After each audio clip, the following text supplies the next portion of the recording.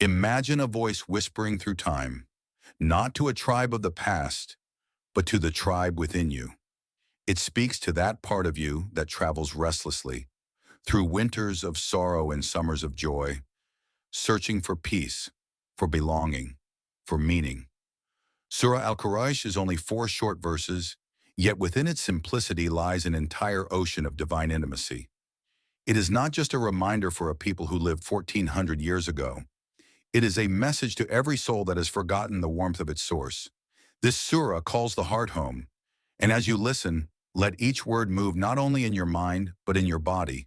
Feel its rhythm in your breath, its pulse in your chest, its stillness in your spine. Verse 1. For the accustomed security of the Quraish. The word ilāf carries the taste of familiarity, bonding, unity, and habitual peace. It is as if God is reminding the tribe of Quraish, you were given a gift. You were made accustomed to unity, to peace, to safety among yourselves. But in the Sufi mirror, this verse speaks deeper, to the inner tribe within each of us, the countless voices in your being, desire, fear, longing, ego, compassion, are like members of a restless tribe. God says, I have granted them ilāf, harmony, the ability to coexist within you when you remember me. There was a time when your soul knew this peace effortlessly, before the world's noise, before ambition and anxiety scattered your inner unity.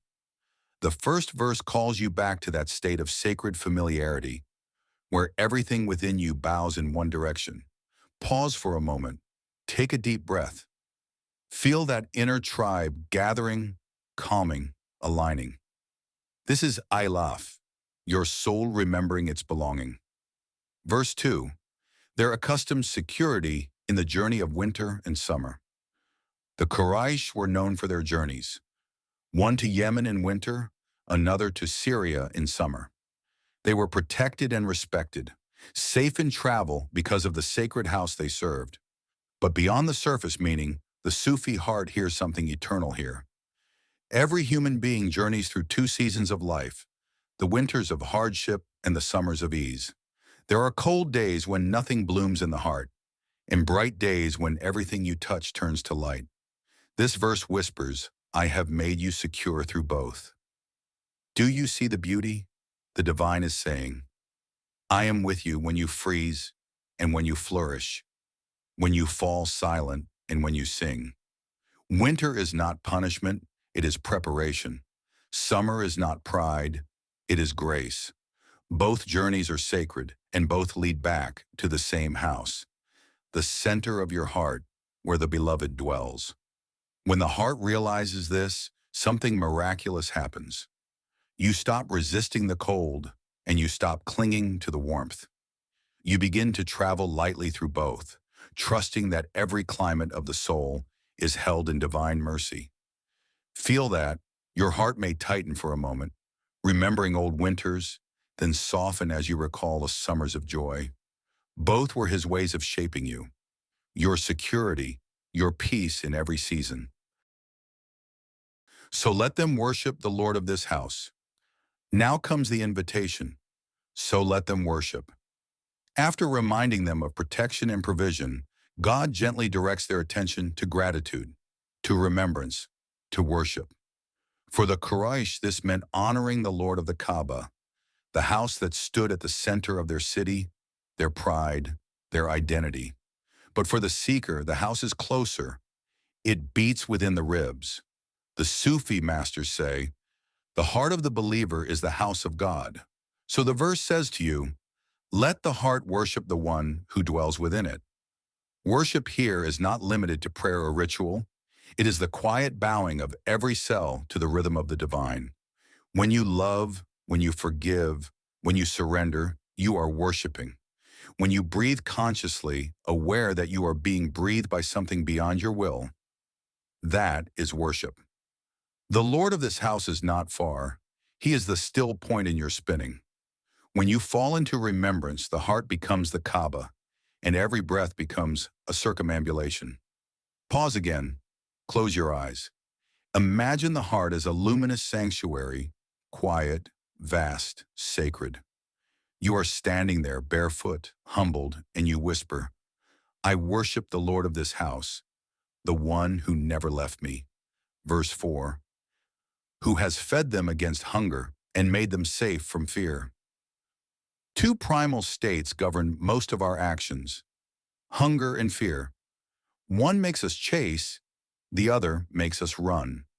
This verse closes by reminding us that the true satisfaction and the true safety come only from the source, who fed them from hunger. The people of Quraish were granted provision in a barren land. But the Sufi knows that hunger has deeper forms. There is hunger for meaning, hunger for love, hunger for peace, hunger for God. How many feasts have we attended, and still the heart stayed empty? How many achievements have we devoured, yet the soul remained hollow? Only when one tastes the bread of presence, the remembrance of the divine, does that hunger fall silent. This is why Rumi said, the food of the soul is the light of God, and made them safe from fear. Fear is the twin shadow of hunger. It is the trembling that says, what if I lose?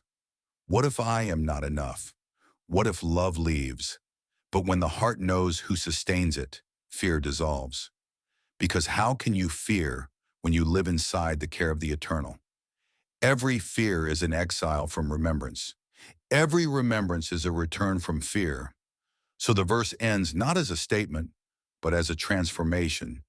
It calls you to become one who is fed by light and guarded by love. Feel that in your body. The hunger of your belly becomes calm. The tremble of your heart slows. There is a warmth spreading, subtle, alive. You are safe. You are held. You are full. The surah as a whole, the inner caravan. Now look at the surah not as separate lines, but as one movement. It begins with unity, ilāf, then journeys through the changing seasons, winter and summer, then returns to worship, the house, and finally rests in peace, fed and safe. This is the whole map of the spiritual path: unity, journey, devotion, arrival. God tells the story of the soul in 4 verses. When you forget your unity, you scatter like the Quraish before the revelation. When you remember, you journey through opposites, heat and cold, joy and grief, yet remain secure. Then you turn inward, worshiping the Lord of your heart. And finally, you are fed from the hunger of longing and freed from the fear of loss. Every soul must walk this path. The surah is small, but its secret is vast. It is the cycle of every awakening. Let this surah live in you. As this reflection comes to rest, let the words of Surah Al-Quraish echo not as verses from a distant scripture, but as the voice of your own soul remembering its origin. You too are a traveler under the sun of summer and the shadow of winter. You too have a house within, quiet, sacred, awaiting your return. You too are being fed by unseen hands and protected from unseen fears. So as you finish listening, close your eyes for one last moment. Breathe in slowly and whisper to yourself, for my own I laugh, for the unity of my soul I remember. Through my winters and summers, I am secure. I worship the Lord of this inner house. He feeds me when I am empty and guards me when I am afraid. Carry this remembrance into your day. Let it be felt in the way you walk, the way you speak, the way you breathe, because every breath can become a verse of worship, and every heartbeat, a caravan returning home to the Lord of this house.